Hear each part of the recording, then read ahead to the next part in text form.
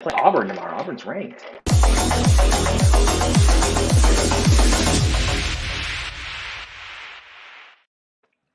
What's up, everybody? My name is Hunter Mitchell. Welcome back to another episode of Point Kentucky. I'm joined once again by my co-host Leah Edmond. How are you, Leah? I'm great. How are you?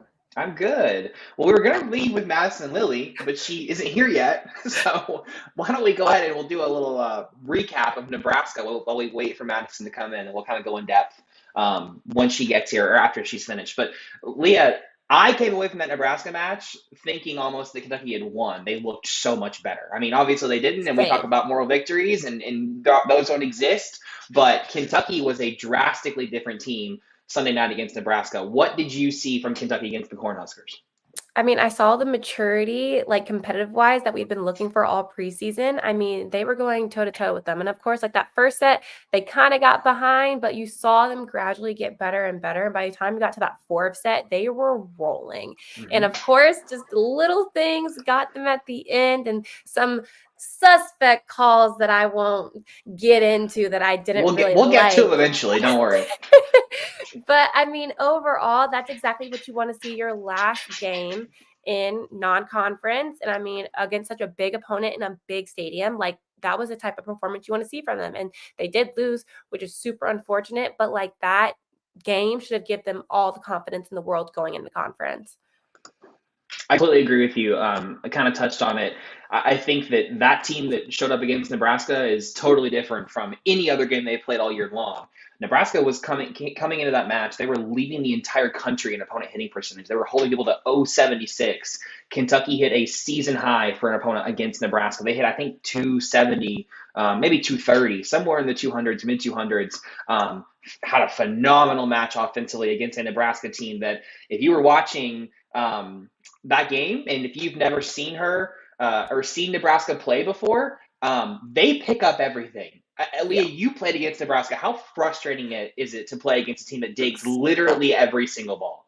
It's like hard as a hitter because it starts to get to you mentally at some point when you're like putting your all into it and none of your balls are going down. Like it becomes so infuriating. So for them to ride that out, because there were some balls I was like, oh, that's down, and they got it up, and I was like, Lexi Rodriguez, like my goodness. I mean, she's phenomenal. She's phenomenal. But I know how frustrated they must have been when they were giving their all, passing perfect, and they still couldn't get a kill.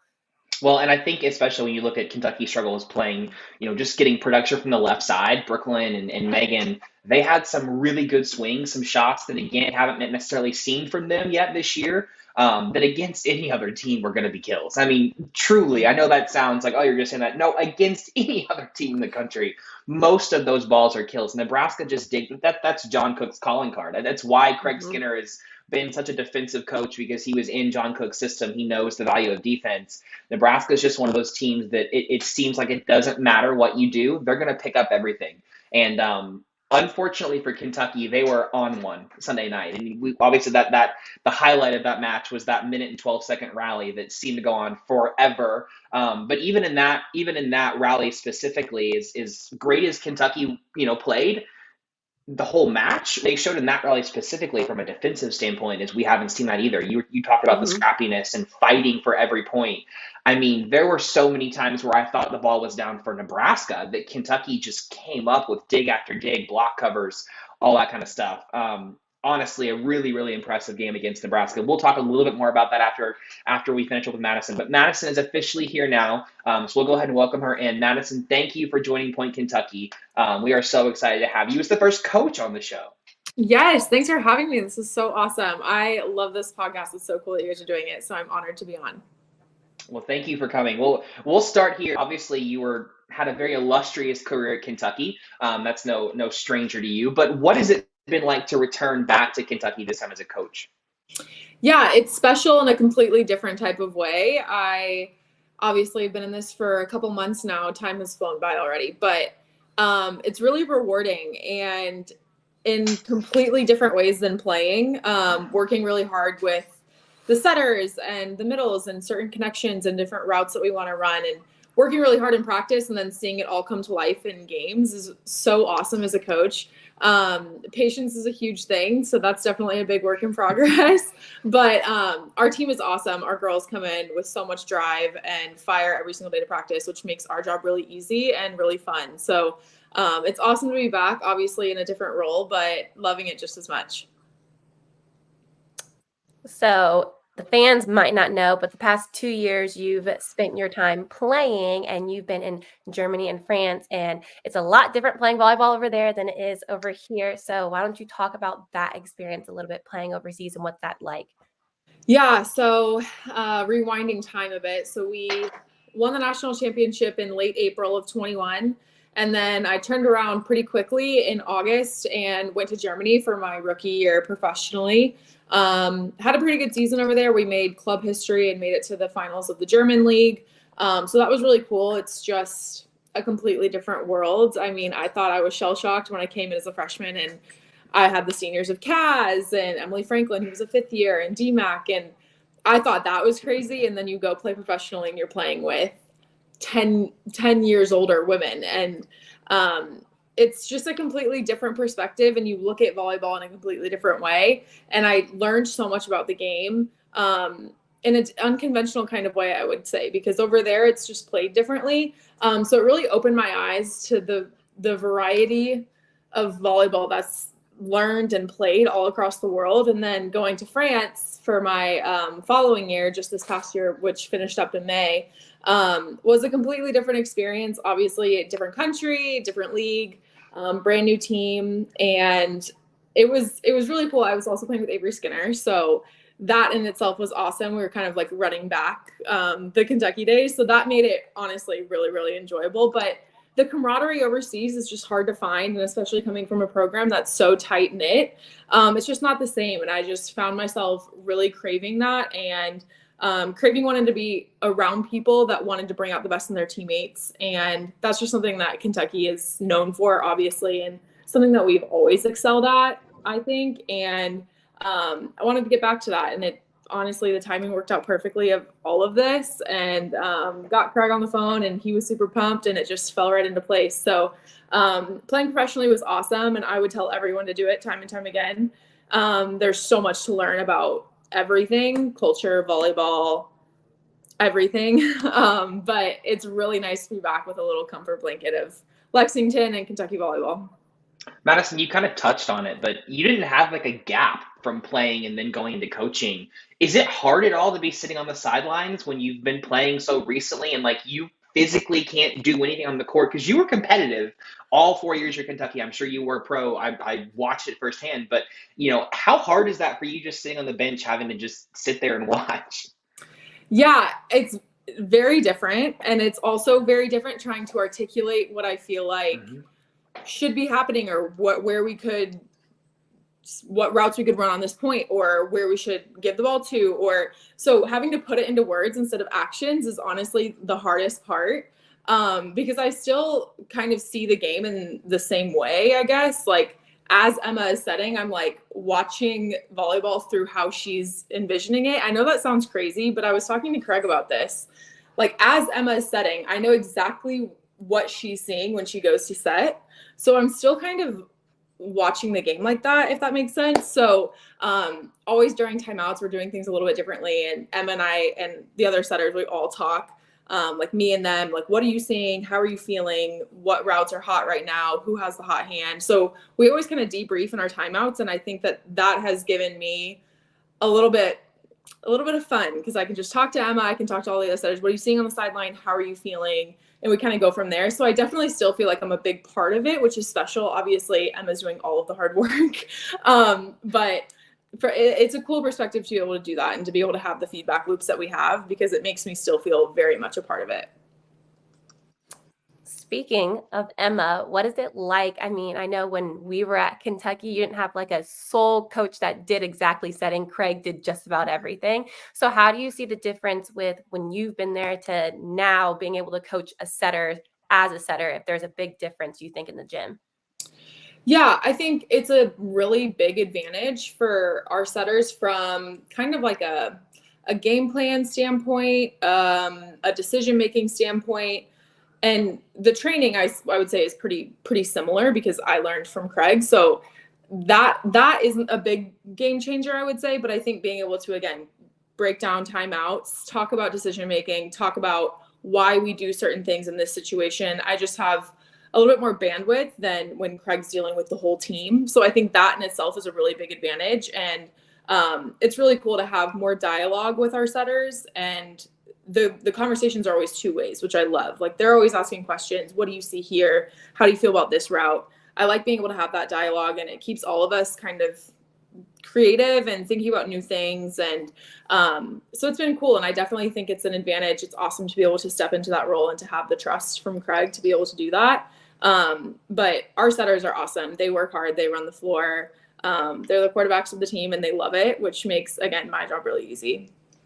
Madison, I covered you long enough to know that you won't admit any of this about yourself, so I'll just do it for you. But you were one of the greatest setters that played at Kentucky, maybe ever, one of the best setters collegiately that I've ever seen. Whenever you left, that was a big hole to fill, regardless of who came into Kentucky. Obviously, coming off a national title, a class that was full of seniors, all of which were some of the best the program had ever seen. But ever since Emma stepped foot on the court, I have seen a lot of your game in her. She doesn't get rattled very easily. She seems to have kind of a natural ability to know who to set and when to set them and where to set them. What's it been like seeing her up close and personal? Obviously, her first 2 years, you were over playing professionally, but now you're getting to see her, every practice on the court, up close and personal. What have you noticed about her? Does she remind you at all of yourself whenever you played at Kentucky? Yeah, Emma's a really special player. I think Emma's a really special athlete, which is so much fun to, I'm sure, play with and also to work with, because even a couple days ago, I was like, Emma, just stop thinking, just run to the ball. Like, you're so athletic. Like, just stop thinking, stop being, she doesn't need to be this super technical setter because she's such a naturally gifted athlete.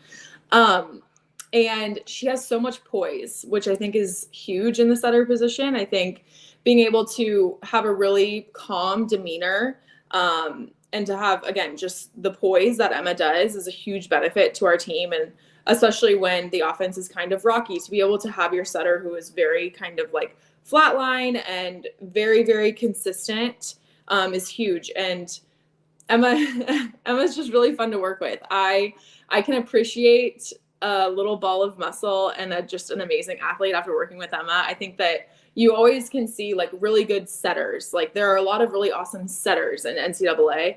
And you look at Emma and you're like, you're an awesome athlete who can set the ball, who can run the offense, and make great decisions, hype your hitters up, and turn a bad pass into an amazing looking one. I mean, that's what makes a setter really special. So it's been cool, honestly. She makes me feel like a great tosser. So I can only imagine, like, shank a ball, Emma's got you. So it's been fun to work with her. And again, boosting my tossing skills, because that is an art.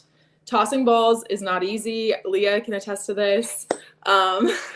But anyway, yeah, Emma's great, and it's been special to work with her and see where she's taken the program since my like little 2-year gap. But yeah, she's special. Yeah, tossing balls suck. It never gets easier. Like, never gets easier. Ever. You do it, I swear, you take like 2 days off, the weekend off, go to toss a ball, who knows where it's going. Couldn't tell you.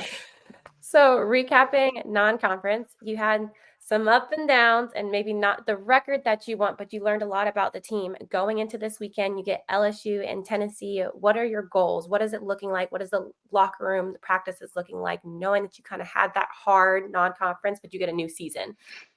Yeah, I mean, going to Nebraska last weekend, no, we didn't come out with the win, but it was super gritty. And I think it was the most competitive that we've seen our team up until this point. And we've strung a really awesome week of practices together.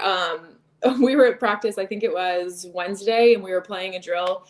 And I kid you not, the score was like 59-59. Like, it was insanity, just crazy competitive. And I think we're kind of finding our identity a little bit more when it comes to the grit and the Kentucky volleyball way, I guess. Everyone loves tuning in to watching Kentucky volleyball play because the ball doesn't hit the floor.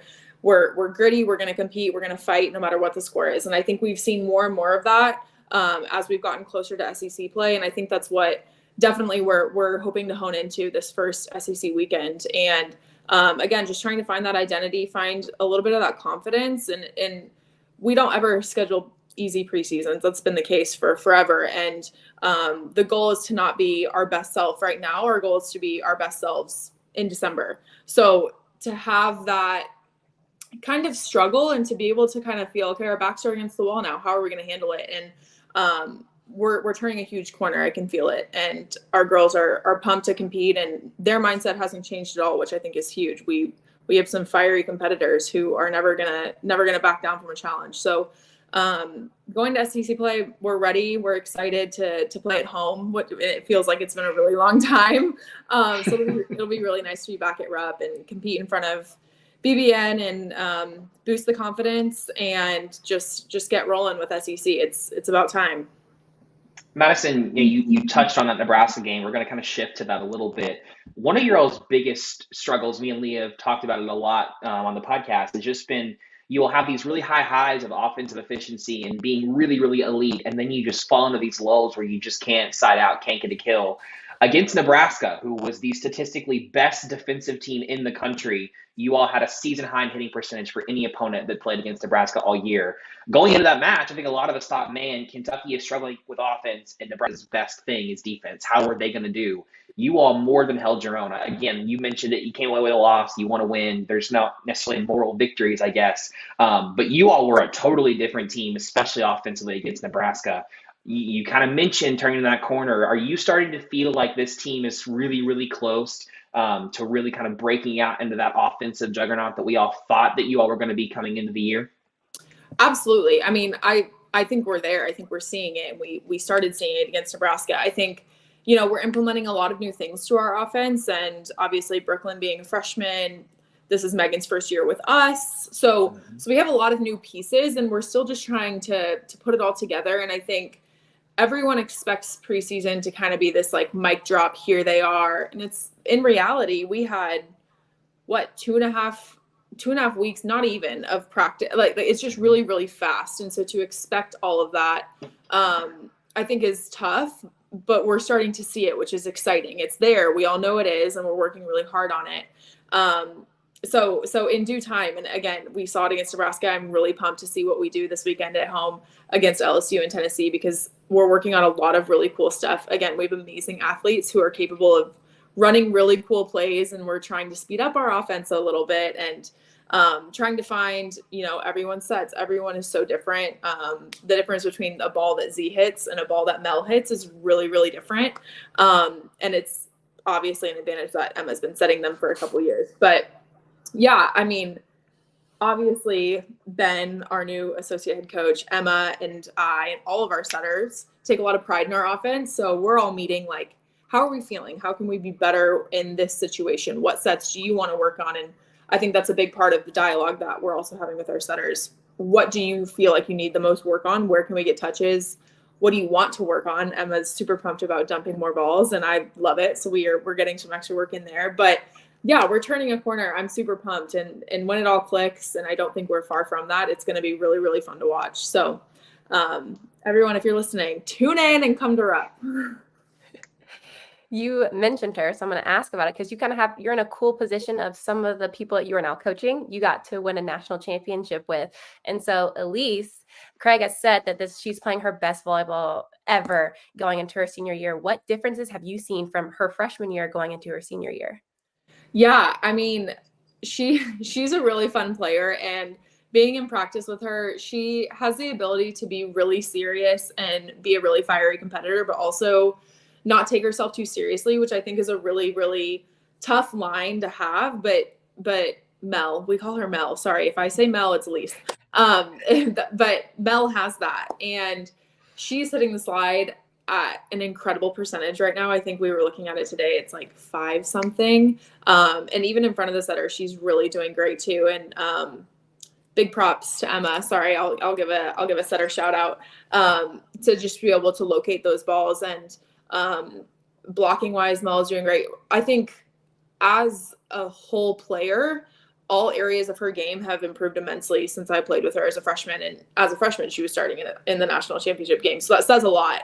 And it's a testament to her hard work, but she's really hard to stop on the slide. And it's great for us offensively, but it's also great for us in practice to be able to defend a slide like that, because it arguably is one of the hardest routes to defend. So it's a double-edged sword, and we're getting to defend it, which is tough, but great for us. And then obviously in games, it's really fun to watch her go off.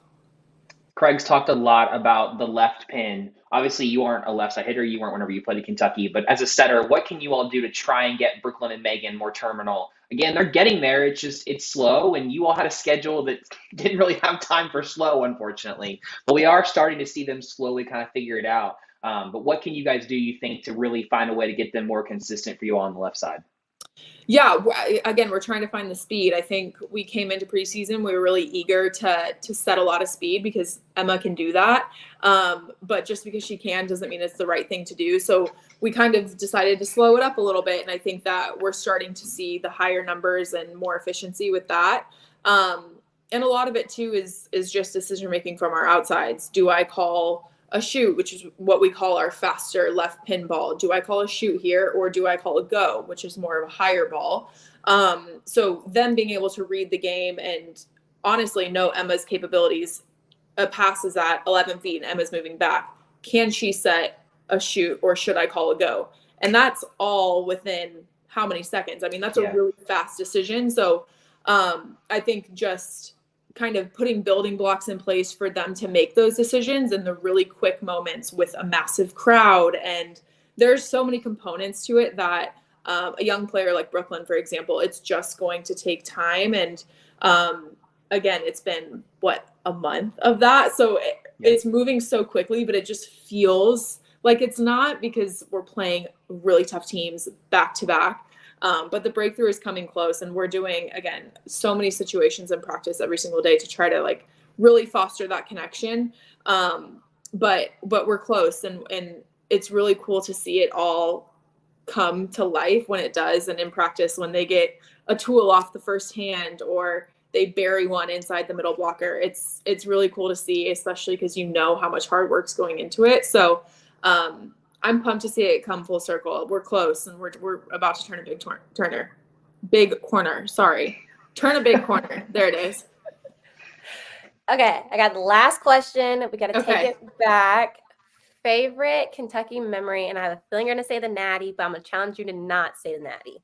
Okay, honestly, this is an easy answer for me. I think it's beating BYU in 5 at home. Good one. In the NCAA tournament. What year was that? Was it 17? Was it my freshman year? Yeah. It was your freshman year. I remember that match so vividly. It was packed in Memorial. We were not supposed to be hosting this round. Everyone could not believe that we were hosting. Yeah.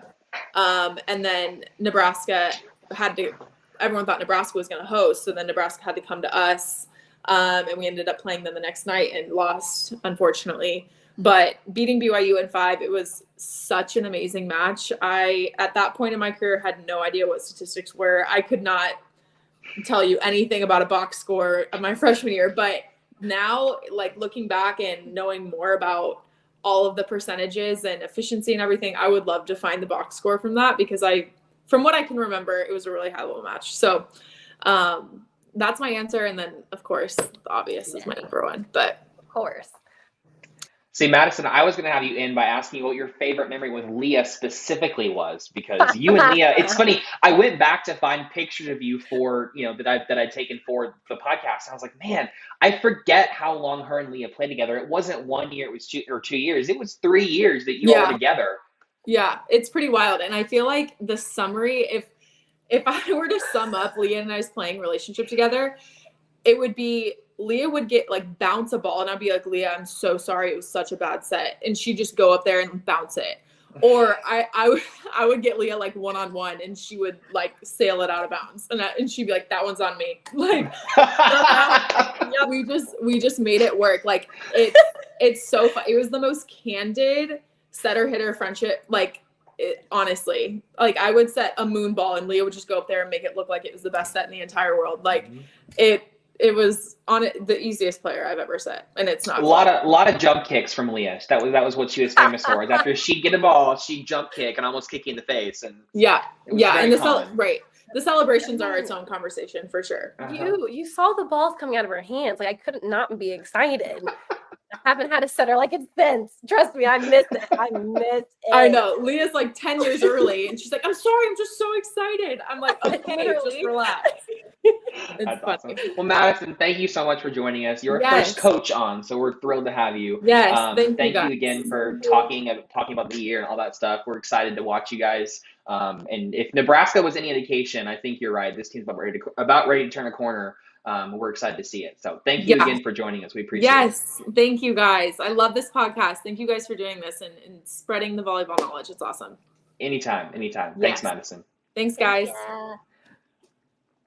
All right, Leah, we kind of already hit a lot on Nebraska, so we'll kind of wrap it up here. I think Madison kind of pointed out a lot of the stuff that we're talking about, especially if you watch that match, Brooklyn and Megan. I was really encouraged to see them resetting the point a lot. We're going to talk about that maybe a little bit tonight, if not tonight, another time, but just essentially hitting the ball into the block to reset the point so that Eleanor could pick it up and then they could get kind of a better ball in transition. That was the little stuff that we just haven't really seen from Brooklyn or Megan to this point, rather than just hitting right into the block and then going straight down, finding a way to grit out the point and give yourself a better opportunity offensively. And I think those are intangibles that, again, if you can do that against a Nebraska team that is one of the best in the country, and you're on the road playing in front of, 14,000 people because Nebraska is psychopathic with their attendance records. Like, if you can do that, you can do that against any team. And I think there's a lot of positives to take away from the Nebraska match. We have been hinting about the team is getting better. You're just still seeing losses, and I think that's kind of hard for fans.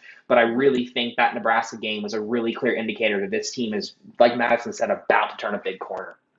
Yeah. I mean, I liked the consistency and rotation. And I don't think people maybe realize that. You had the same outsides, same middles playing majority of the game. And there was a little shift that I don't think anybody realized, but Eleanor Bevan got moved to middle back and Molly Tuzzo got moved to left back. And I also really liked that as well. And that was Molly's best game. Yeah, little things like that maybe the regular fan might not see, but that I saw that I was like, I really like how that looks. I think that works. But the consistency of being able to have the same people on the court for the same amount of time really makes a difference. Getting to get in a rhythm, knowing, okay, when this point happens, this person's rotating in, but that person's going to come back in. It's not going to be a new person that might have a new energy or anything. You're getting the same consistency across the board. And I really liked that about that game. Also, you got to keep in mind that this team has been playing together officially for only a month. They can't do anything over the summer. Half of the girls weren't here in the spring because they're new. And so there's still things that have to be worked out. And those teams that have things rolling all cylinders, you got to remember they probably have so many returners coming back and have people who are stuck in their spot and have been stuck in that spot since their freshman year. So I think keeping that in mind of like, you only get 2 weeks of practice and then you're playing games with new people who are playing sometimes clearly running a new offense. Like Madison said, they're running a very fast offense right now, new things happening at the same time. Sometimes it takes a little bit and it sucks that losses come out of that, but you'd rather have it now than have it in December, of course. But that game looked really good. Didn't like some of the calls. That might be a Big Ten ref type of thing. And it's really hard. It was hard to watch because there are sometimes those things where you see the camera angle and you know that's what it is and you know they're not going to call it. And that was frustrating for me as a player and as an alumni and as someone doing podcasts, just to see all that happen at the same time. I was just like, and it happens. And those are things you just got to work through. Like, you're not going to always get the call that you want. And Craig's not always going to run a green card. And so things like that change the momentum of the game. You got to be able to stick out those two as well. Because you definitely saw a little bit of a shift when you put in all that work just to not get the point that you think you deserve.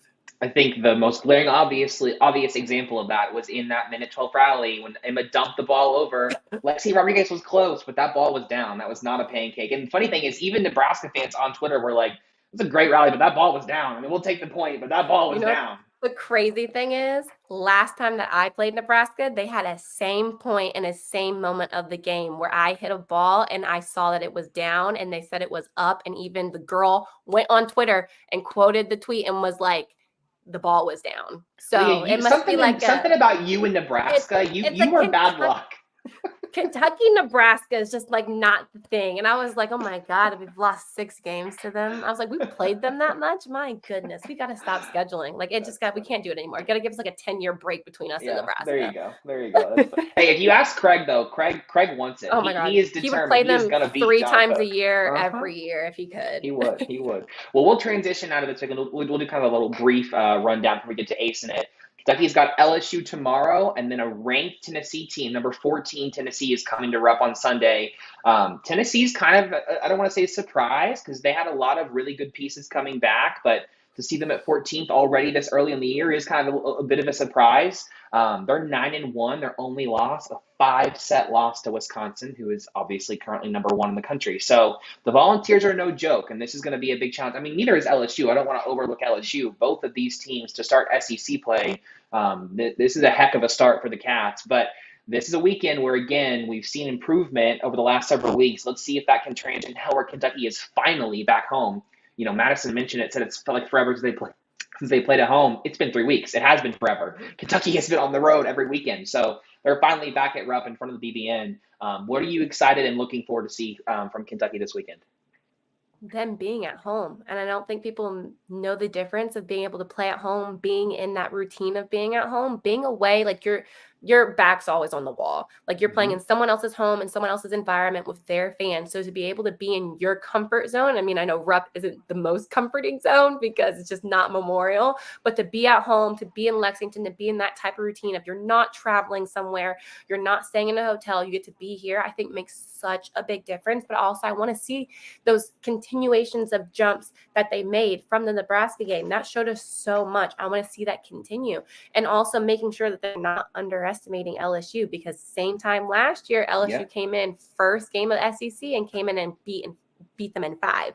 And so not underestimating the SEC. I mean, we're at a point now where the SEC is very, very good from top to bottom. And so making sure you're not underestimating your opponent and also not looking forward to that Sunday game, because Tennessee always gives Kentucky a run for their money. And I have been on the wrong side of that as well. Yeah. And so just taking what they learned from non-conference and putting that into SEC, because I mean, like I said before, I started off non-conference 0-3, barely over 500 going in the SEC, and then we end up being undefeated in SEC. So to them, this is a new season. SEC is completely separate from non-conference, just as postseason is completely separate from SEC. They take this as a new season, a new time to shine, because the season can completely flip starting tomorrow. Well, and you mentioned it, the SEC currently has 5 teams sitting in the top 25. So this is not the SEC of old where it was essentially, SEC plays here, Kentucky's going to just roll until they play Florida. That is not how it is anymore. You're playing Auburns and Tennessees and Arkansas and Floridas. I mean, even teams that aren't ranked are pulling off really big upsets in the non-conference. So like you mentioned, this is not going to be cakewalk. Kentucky's got to take care of business against LSU, and then you got a big game against Tennessee on Sunday. You need to come out of the weekend with a lot of positive momentum. I think this team, Madison mentioned it, their spirits are high because I think they know they're close to a breakthrough. But at some point, confidence-wise, you just need a win. So that's important this weekend. Make sure you go in, take care of business, and try and come out with 2 wins. Get yourself 2-0 in conference play. Start the conference season off strong. Obviously, it's always a race to see who's going to come down and win it. Is it going to be Kentucky or Florida or another team this year, since there's so many good teams? You come out and go 2-0. You kind of set a tone early, and like Florida, for example, they're going and playing at Auburn tomorrow. That's a ranked game, playing at number 24 Auburn. So, who knows, if you come out and they fall early or Auburn falls early and you come out 2-0, you've already given yourself a little bit of a foothold in the SEC. That kind of stuff is important as you begin conference play. Well, Leah, we've talked a lot about offense tonight, so why don't we transition to Acing It? Because I think, if I remember correctly, you are giving us some offense in our Acing It schedule tonight. Yes. So, I mean, we had one of the best offensive runners in Kentucky history here, and I got to run her offense. So why not talk about it? Let's do it. For y'all that don't know, in volleyball, we do run offenses. And I know that sounds crazy because it's like, when do you have time to figure out what you're running? But now I'm going to give you some tips and you can look out for it this weekend. So in volleyball, we do have offenses, and it's based literally on if you're serve receiving or if you're serving. So serve receive, you'll see the setter, look for the setter, look at Emma tomorrow. You'll see her giving signals to her hitters, and that will tell them where to go. Behind her jersey all the time. You might see fours, fists, all types of different signals. Each team has different ones. And of course, I know Kentucky, so I'm not going to show them. Because they haven't changed. But yeah, so there's offenses and there's specific plays that you run depending on who you have. So let's say that you have Megan, Z, and Rebo front row, Reagan Rutherford front row. Usually you're going to run your pins on the outside, and you're going to run your middle kind of moving depending on who you're trying to get open. So that middle position in your offense, even though it sucks, they might not get a lot of points, but they open up your pins. And that's a big role of middles. And there are some middles that take an immense amount of pride in pulling that middle blocker to leave your outside pins one on none. And so that's kind of like the basis of a middle in offense. You're just trying to pull that middle blocker to open up everything else. So you have, for the outsides, you have maybe a range of, I'll say about 4 different sets you might see. So you have a shoot, which is like as fast as you can possibly get, about 0.8 seconds out of the setter's hand, which is like ridiculously fast. You've seen Kentucky run it a little bit. When you see those misconnections, that's usually a shoot. Then you have a go, which is kind of still fast paced, but it's a little bit higher.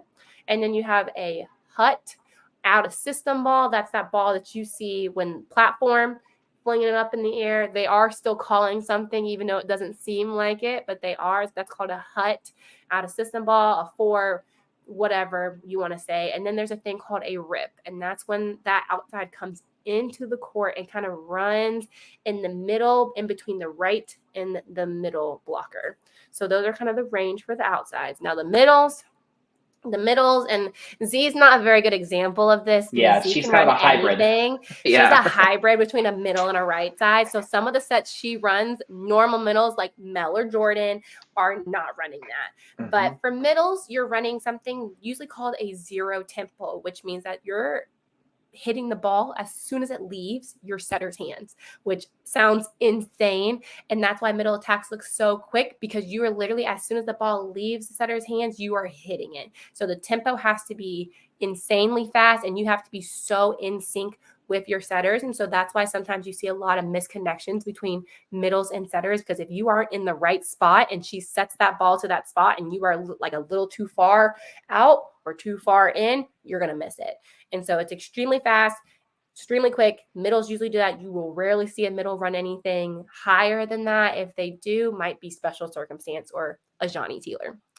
And you have a wide range. You like to run middles in gaps in between people, because when you run them in between gaps, the middle on the other side has to then decide whether or not they're going to block it, which again opens up your pin hitters, which is the main goal, is you want your pin hitters to be open as much as possible. And I'm not saying that selfishly because I'm a pin, but it just gives you better chances, and middles know that that's their role. And then your right side, you have a wide range depending on what type of right side you have.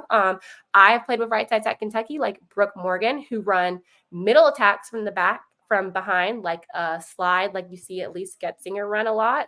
She used to run those. And then you have regular right sides like Rebo that just run regular tempo. So it kind of depends. And of course you have your back row attack, which we haven't seen a lot from Kentucky this year. And so Reagan is starting to do it though. It is starting, and that you can run from the right back, middle back, or left back. We see her mostly from right in the middle back.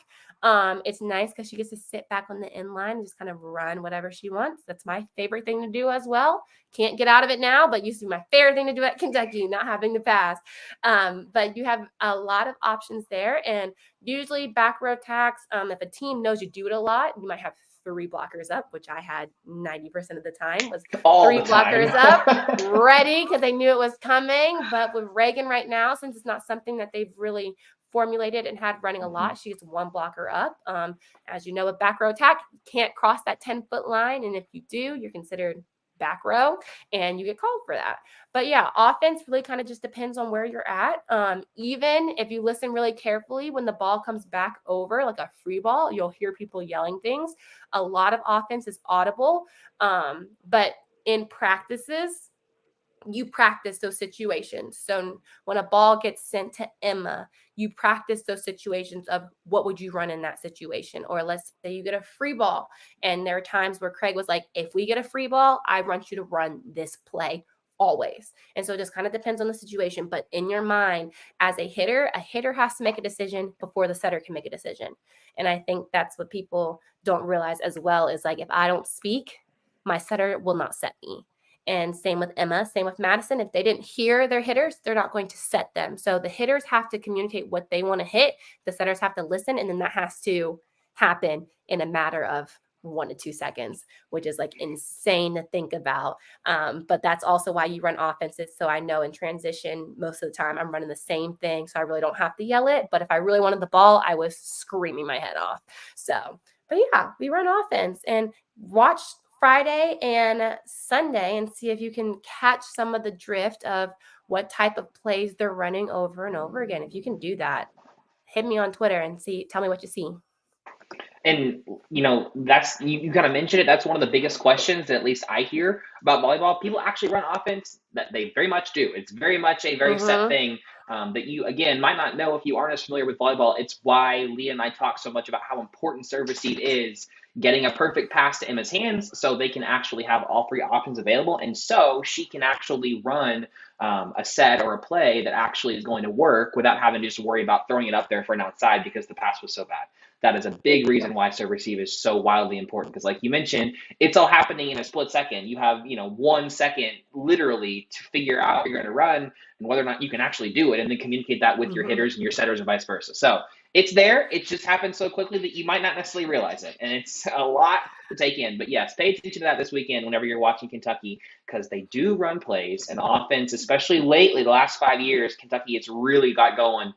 With running some fast offenses, some complicated offenses, using more than one position on the court. They're using all their hitters, and it's even this year with Reagan hitting out of the back row. You don't see a lot of right sides hitting out of the back row in collegiate volleyball. It's kind of a little more uncommon. So with Reagan especially, that's a really big thing to watch. It's why they're trying to get it to work so much because if you can get it to work, it's not common. So most teams don't know how to defend it. They don't see it very often. And that's why now that Reagan is finally seeming like that connection with Emma is there in the back row, it's why she's finding the floor more consistently. And it's also why it looks so gnarly when they actually make it work. She's putting a hole in the floor whenever they get it because that connection is finally there. And they're probably able to communicate that. Well, thank you, Leah. Thank you, everyone, for tuning in again. This is another great episode of Point Kentucky. Thank you to Madison for joining us. Really enjoyed talking to her, catching up with her. Obviously, she had a great pro career. Was one of the greatest athletes that Kentucky has seen. So really cool to have her on the coaching staff and have her come on the pod. Thank you again, Leah, for joining me. This is Leah's actually last episode in Kentucky. She's still going to be on the podcast, still joining us, but she leaves for Texas, right? Arizona. Arizona. I knew it was somewhere out west. That's right. Leaves for Arizona to begin her pro career. She's still going to be joining us every Thursday, but now you all can actually watch her side by side. You can watch her on ESPN Plus. Her, Kaz Brown, Ali Stumler, Ali Linehan now. They're all going to be playing that pro league together. So we'll talk about that more next week once it's kind of officially started or about to start, and Leah kind of has the details to give us. So we'll talk about that next week. Don't worry about that. But this is officially Leah's last episode in Kentucky, at least for the time being. So we're very excited to see her play along with Kentucky this year. It's a really cool thing that they're doing, playing alongside the women's collegiate volleyball season. So make sure you tune in next week so you can get the details for that. We're going to have another guest on hopefully next week. And hopefully we'll be talking about 2 Kentucky wins. I don't think we've had that yet this year. We've had one podcast where we had one, but we need 2. We need to have a winning episode. Definitely. So hopefully we'll get that next week. Thank you all for joining us. Tune in next week. We'll see you then.